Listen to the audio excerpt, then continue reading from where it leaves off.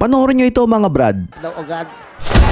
Oh! Yun na mo yung kaliwa ni Condes. Si Rock, naman. Yun, tinamaan ng isa right hook. Ang bilis, ano? Ang bilis. Nag-worry na ngayon yung mga kababayan ni Rockman. Binilangan. Second knockdown. Ito ay ang ating kababayan na si Florante Condes. Sa clip na ito ay makikita kung papaano nito 2 beses na pinabagsak ang reigning Indonesian champion na si Muhammad Rahman.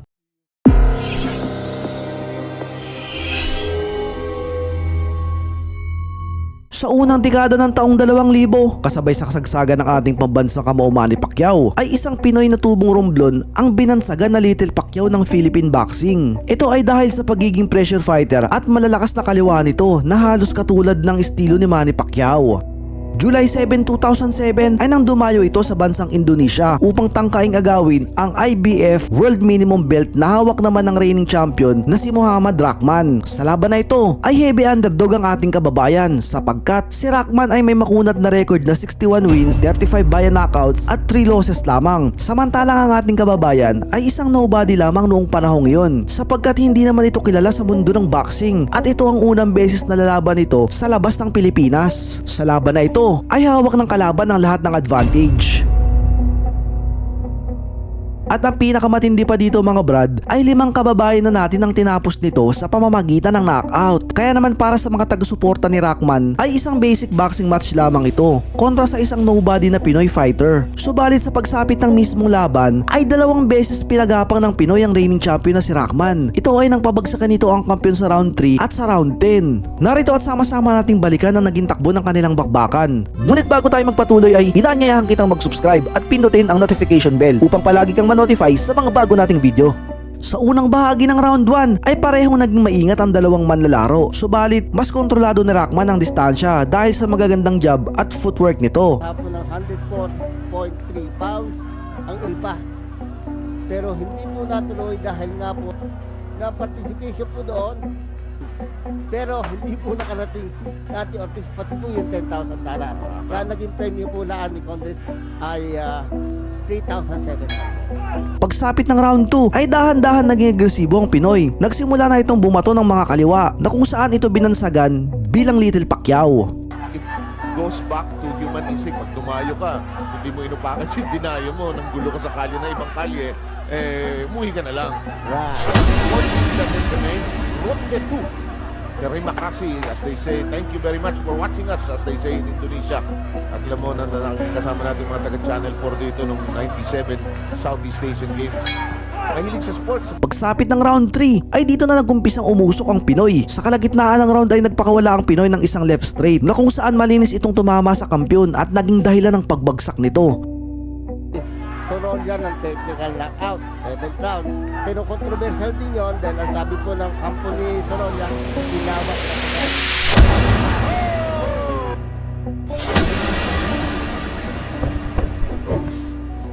Yun na mo yung kaliwa ni Condes. Si Rocco, naalog mo naalog. Batid ng Pinoy na hindi pa yun ang suntok na tatapos ng laban. Kaya naman, matapos masurvive ni Rahman ang bilang ng referee, ay agad nang matake ang Pinoy upang wakasan na ang laban. Subalit, hindi magiging reigning champion si Rahman kung wala itong napatunayan. Nagawa nitong masurvive ang dilubyo ng Pinoy sa kabila ng pagtanggap nito ng mga malalakas na follow-up shots mula sa Pinoy. Naalog ha? Pero pag tama sa kanya ni Condes, bumagsak siya, siguro nakaramdam pa siya ng hilo, lumuhuli siya Ito dito deadly si Condes. Pag nakatikim ng masarap na suntok, tuloy-tuloy ito. Oo. At tingnan mo naman ang follow-up ni Condes, talaga namang Ay, walang tigil. Oo. Pero matapang yung Rahman, pumapalit kahit galing sa knockdown Saka alam mo mo, siya pa rin yung hometown boy. Hindi naglalaro ka sa in front of your countrymen, hindi ka agad tutumba niya. Kita mo siguro ng mga tao dahil nga kumounter yung Rahman, tinamaan po sa katawan ng kaliwa. That left was a lethal weapon for Randall Condes. Boy, I wonder why Rod Mazan is so interested in him. Simply because he's a lefty. He packs a wallop, and you all know the relationship Rod has had with Manny Pacquiao over the years. I'm sure maraming plano para kay Condes. Although Rahman here, medyo nakaka-remate. Medyo sabi ni Condes, wala yun. I-style Pacman din ni sinusuntok nila ng dalawang kamay niya. Mukhang idol, pati bigote. Oo. Kaya Little Pacman ang tawag sa kanya. Masama doon. Okay. Pagsapit ng round 4 ay dito mo talaga kabibiliban ng isang world caliber fighter na katulad ni Rockman. Muling nakipagsabayan ng kamao sa kamao ang kampyon, subalit tila ba hindi mapipigilan ng Pinoy. Nagpatuloy ang Pinoy sa pagbibigay ng mga mabibigat na atake upang wakasan na ang laban, subalit talagang matigas ang kampyon. Dapat yun nakatayo na, medyo atras na, pero hindi bumagsak, lumuhod nga ulit. Kamoy. Fourth round na po tayo, nagkaroon na po tayo ng first knockdown. Ito po ang International Boxing Federation Mini Flyweight Championship Challenger Florante Condes of the Philippines against Mohamed Rahman, buong pangalan sa Waladuddin Suhaimat ng Indonesia. Siya po ang kampiyon at ang hometown boy.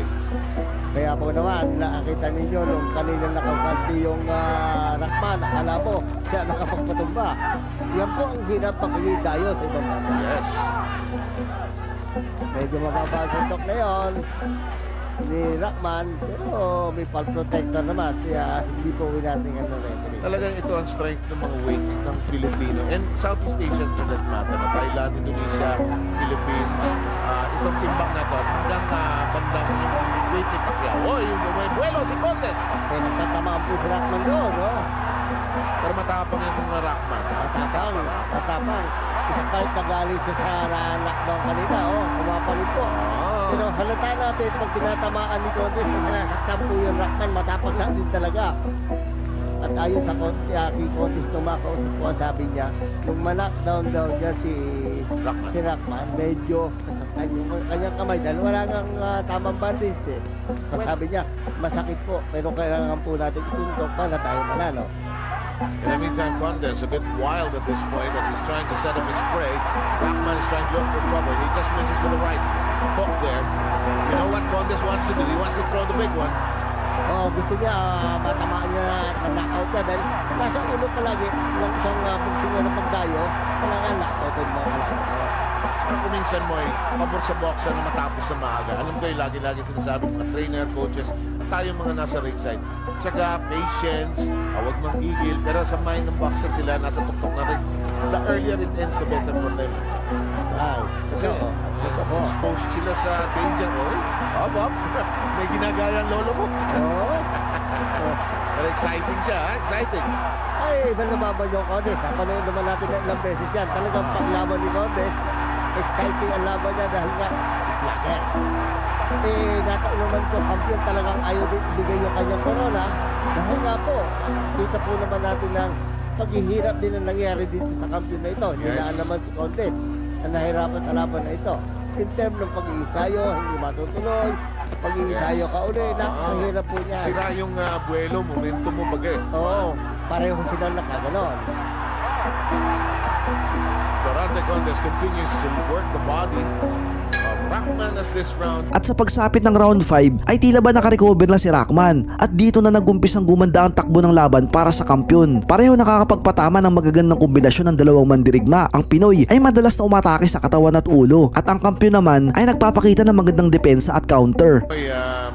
Ito blessing itong pagpapakita natin itong laban ng ating bagong champion. Alam niyo naman in hindsight na ito natin napakita, pero kung di dahil sa suporta po ng San Miguel Pier at saka ng Thunderbird Resort Corporation, hindi natin mapapanood ito. Totoo po. Kaya kami nagpapasalamat po sa mga tumutulong dahil nga po itong si Condes naapi na sa premyo. Baka maapi pa rin dito sa pagpapalaman. Kaya salamat po San Miguel Beer, Thunderbird Resort Incorporated. Maraming po salamat sa tulong po ninyo para po maipadala natin itong, maipakita natin itong laban na ito sa mga Pilipinong mahihilig sa boxing. At saka proud tayo, may champion tayo. Samantala, tingnan natin ang journey niya rito. May knockdown na po tayo ng third round. Ito, fifth round na ito. Scheduled for 12 dahil World Championship po ito. Well, ang isip po, si Condes, sa katawan niya sinusuntok talaga yung champion, yung si Rahman. Yung Rahman, maganda magdepensa. Masdan mo. Moy, 71 fights. Hindi ka magtatagal sa business na ito kung hindi ka matibay at mautak. Right, oo. Wala lang power, Moy. Walang power. Pero, maraming maluntok, kita mo, Kaya the issue about the gloves was pertinent, as you mentioned, at the top of the coverage. Yung hand wrapping, dahil nga po, hindi naman napakalakas maluntok nitong Rahman, So walang posibilidad na masira ang kamay niya. On the other hand, si Condes na malakas manuntok, meron pong disgrasya na mabali ang kamay niya. Round 5 po tayo. So far, Florante Condes scoring a knockdown in the third, which was rather authoritative dahil nung if you miss that, bumagsak ho yung Rockman, tumayo as lumuhod ho ulit. So, iniinda pa niya yung power ng pagkakabitaw ni Condes na yun.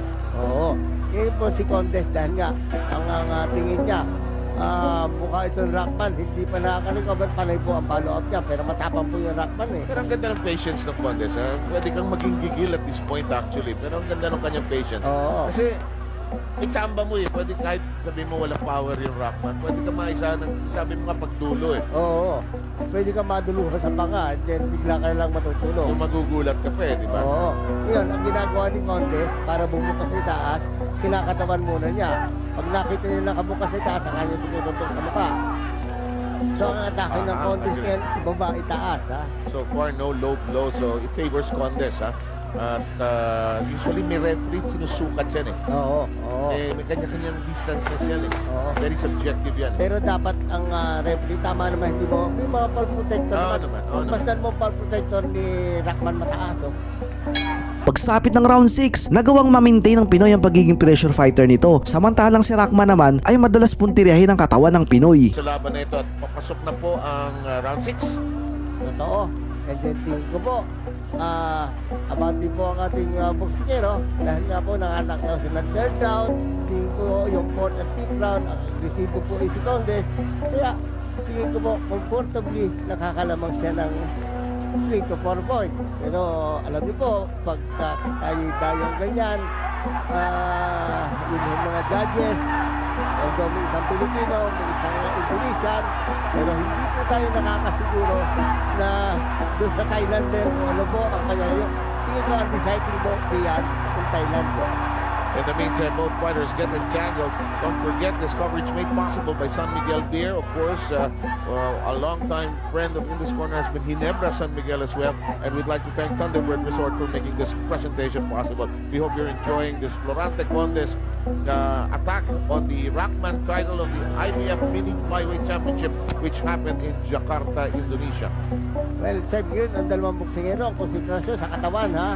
Yung Rockman, sa katawan ni Condes sa sumusuntok.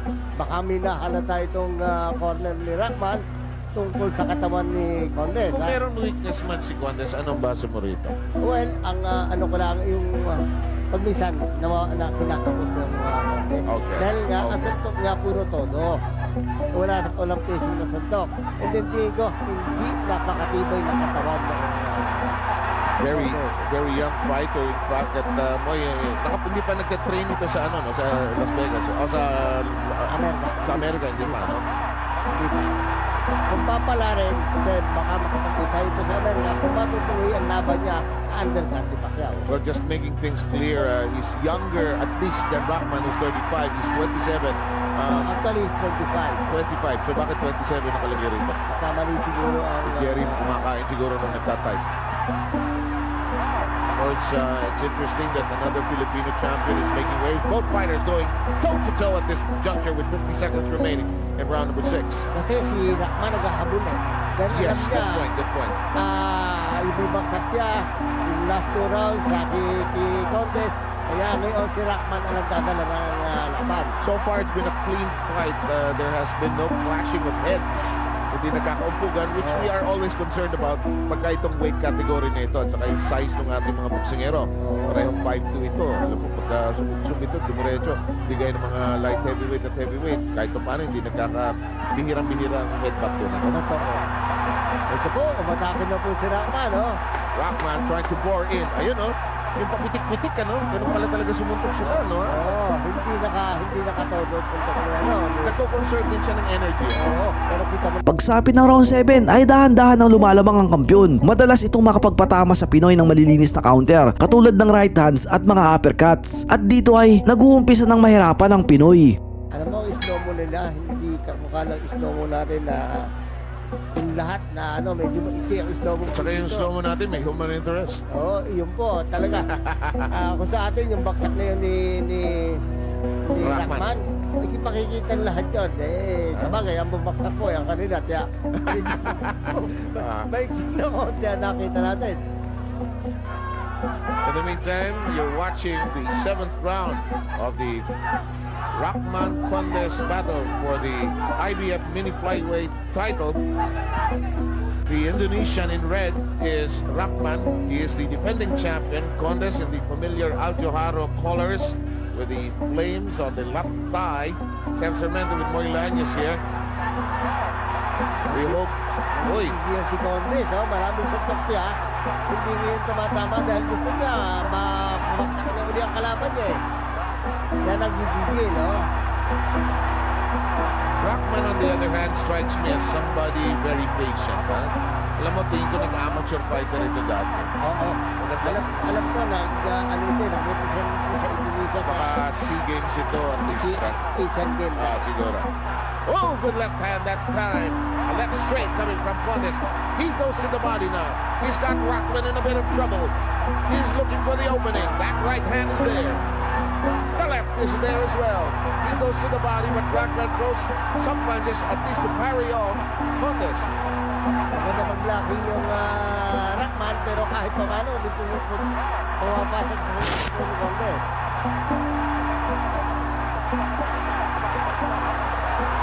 Oh, good right hand coming from Rockman. That shot.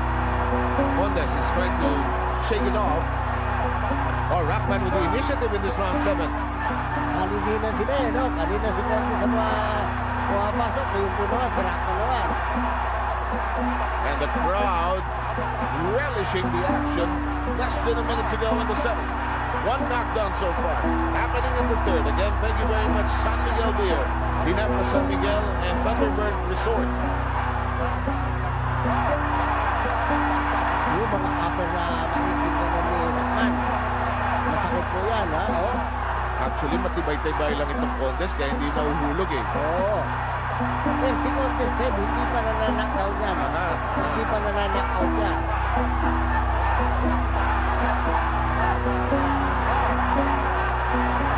Yung mga sundot ni Condes sa katawan, Umaganti po naman si Rockman, yung mga upper sa baba, Oh, look at that. Connection by Rockman. Final 10 seconds.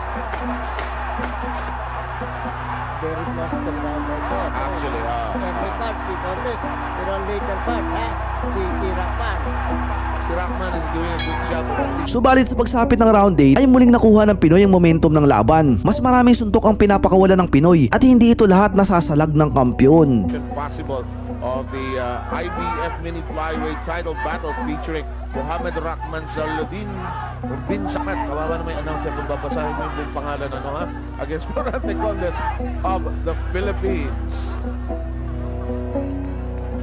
Si Al Joharo po ng ano ba siya, Binangonan? Binangonan. Well, marami na rin ba siya boksingero? Marami. Si Bernardo Concepcion, isang sikat na boksingero. Kung sino yung nakadilot, parang interesado. Yun po ang Ministry of Sports. Kaya po natuloy na ang inyong bigote.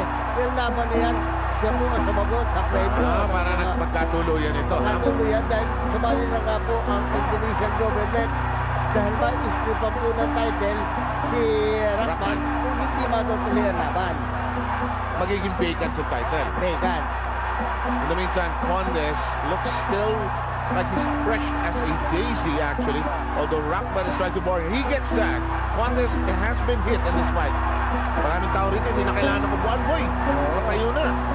Tayo, pati yung mga nasa una nakatayo eh. Dahil nga po, naghahabol dito si Rockman dahil nga ang nasa ulo nila. Dihado si Rockman dahil na-knockdown. And so far, no knockdowns have happened since that 3rd round. Our 3rd man in the ring is Wayne Hedgepeth of the United States. 3 judges, Mohamed Royce of Indonesia, Montol Surya Chand of Thailand, and Salven Lagumbay from the Philippines make up the 3-man judging panel. This is going to be close, actually. Because I like the way Rockman is fighting back. Alam mo, may pride din ito, champion ito eh. Oo. At tingin ko yung Rockman, napanood ito ng laban niya kay Sorolla sa TV rin. At nakita ko po na talagang fighter. marami pa may kaya sabi yung si Aldo, tingin ko malalaban ang maganda daw. Kailangan, tamaan nyo ng maganda ito dahil mitibay Oh, din. I agree. At saka alam mo, yung misconception, manipis, payat, okay? Na walang power. 37, ano ba kaya? 71 fights na, no? Marami na pinagdaanan ito. Oo. Saka usually mo, di ba? Yung mga payat, yung mga may power. And minsan dulo ng suntok lang, meron na eh. Talaga. Yung contest, sa ngayon, kaya pagka malayo ang ganyan, malapitan, hindi agad siya makakapagpatumba dahil nga nakadikit yung ano. Parang si Morales nung kagalingan niya, di ba? Manipis din naman si Eric Morales eh. Pero ganda tumiming nung araw, no? Oo, Alexis Arguello. Oo. Nung ano, payat na payat yun. Parang toothpick yun, pero pag tumama, patay ang kalaban. Oo. Toothpick.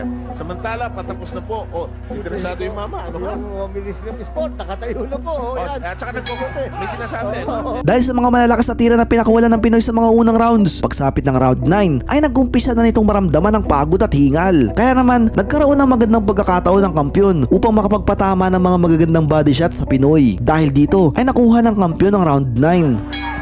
At ito po yung IBF Mini Flyweight Championship featuring Florante Condes in the black trunks up against the defending champion Mohamed Rahman of Martinez Dos Santos Stable Militar Indonesia.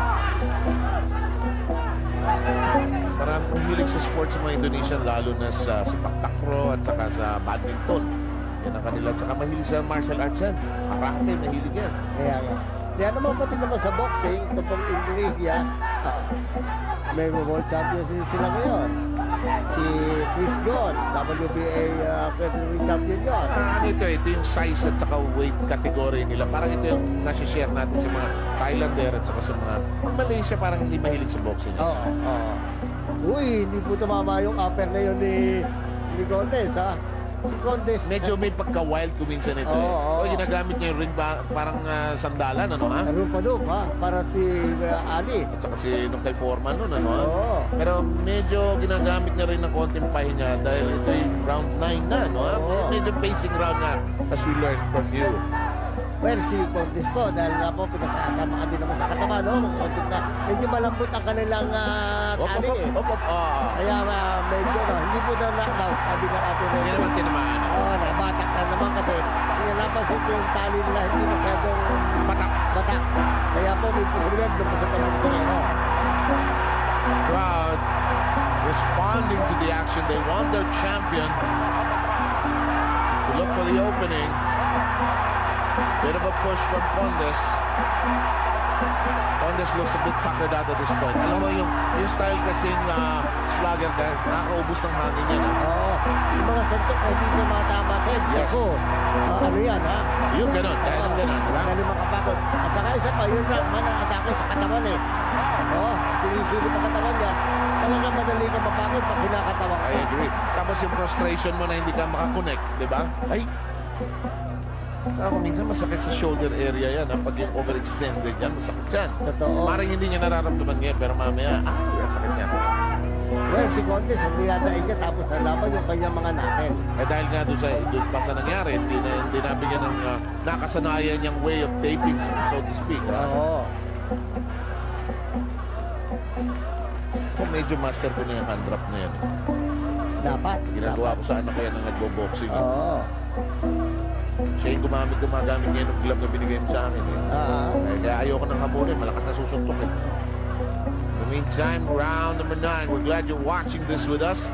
San Miguel Beer and Thunderbird Resort making this presentation very possible. Alam niyo kung wala ho tayo napapanood ng mga malalaking boxing events. Totoo po.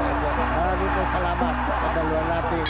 Subalit sa pagsapit ng round 10 ay agad na bumugad ang pagiging agresibo ng Pinoy. Nakapagpalat nito ng mga mabibigat na tira na naging dahilan ng pagbagsak ng kampyon. Subalit matigas ang kampyon at muli nitong na-survive ang round 10. Ni Lorde, wala pa yung mga mini flyweight na yan. Ano? Wala pa. Bago lang yan. Mga junior lightweight pa lang noon. Yun na yata yung pinakamababa nun eh. No?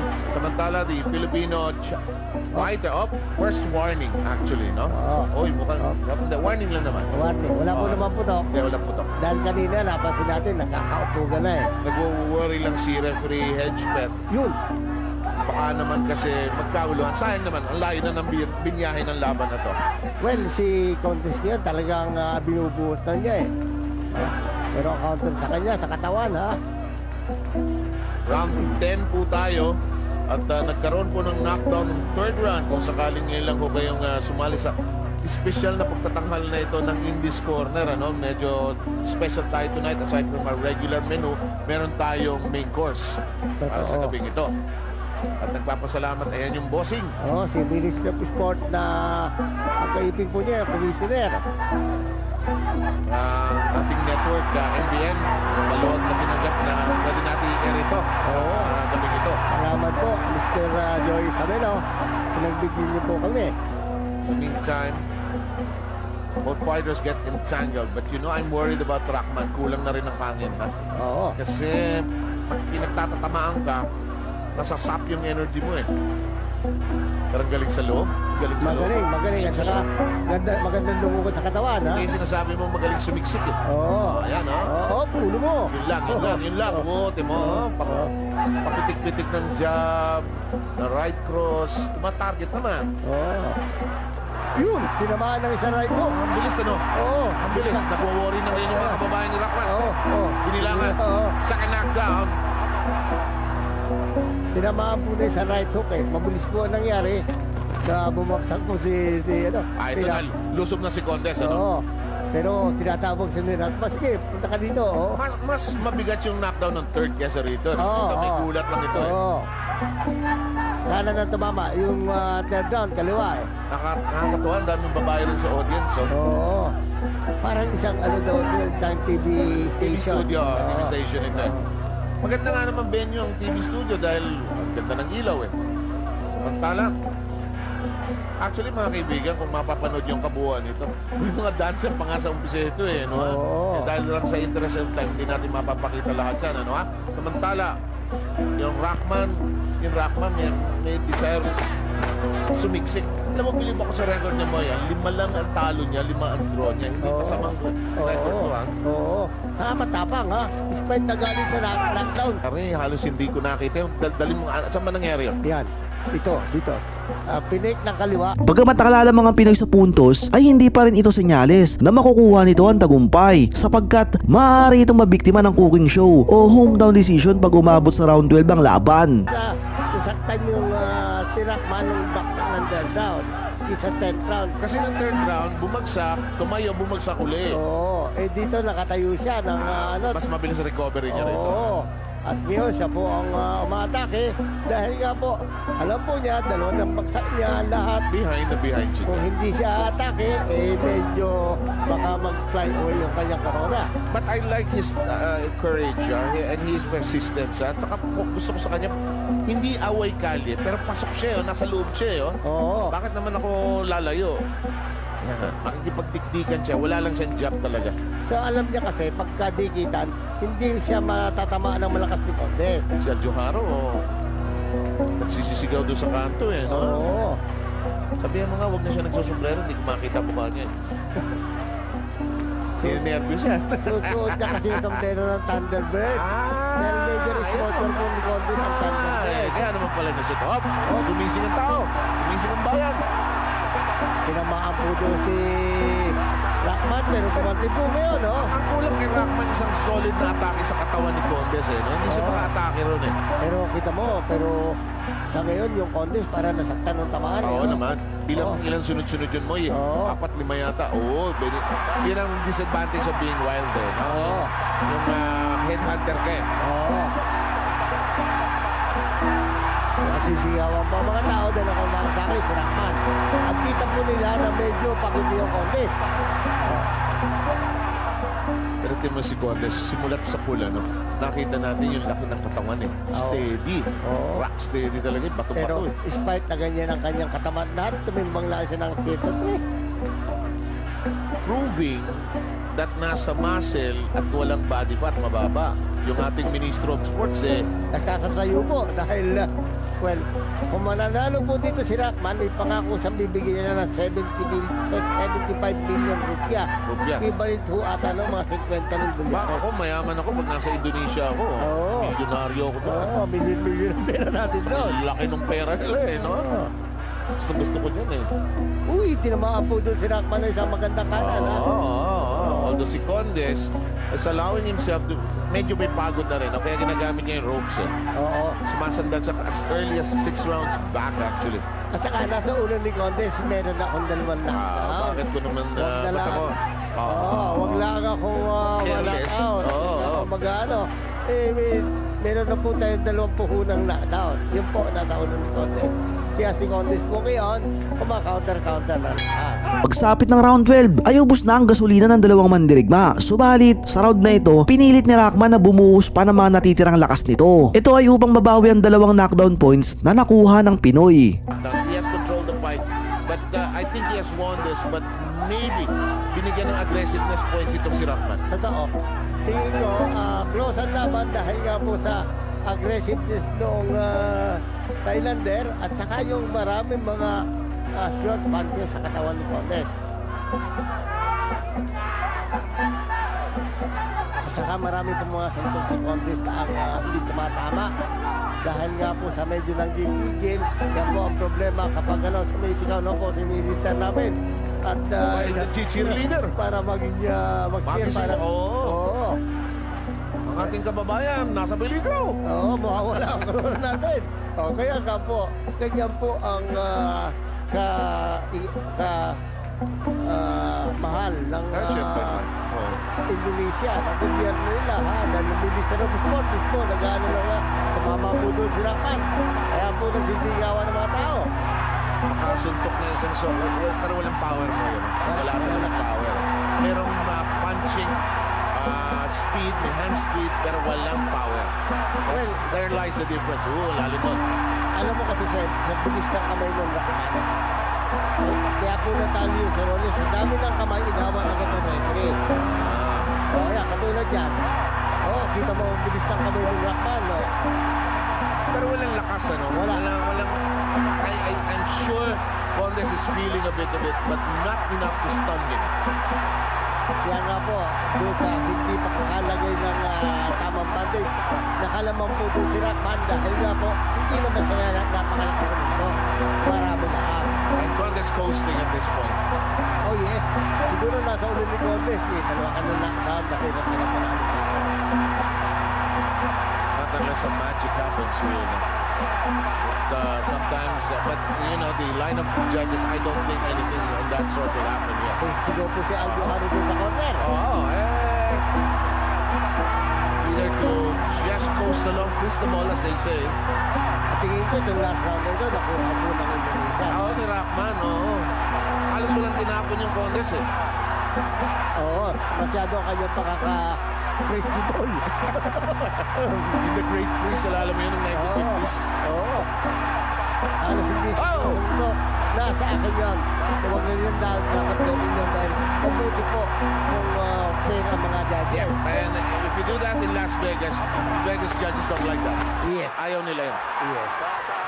Gusto nila to the finish Talaga. So ito po si Condes, malamang mapanood natin nga sa undercard ni Pacquiao. Okay.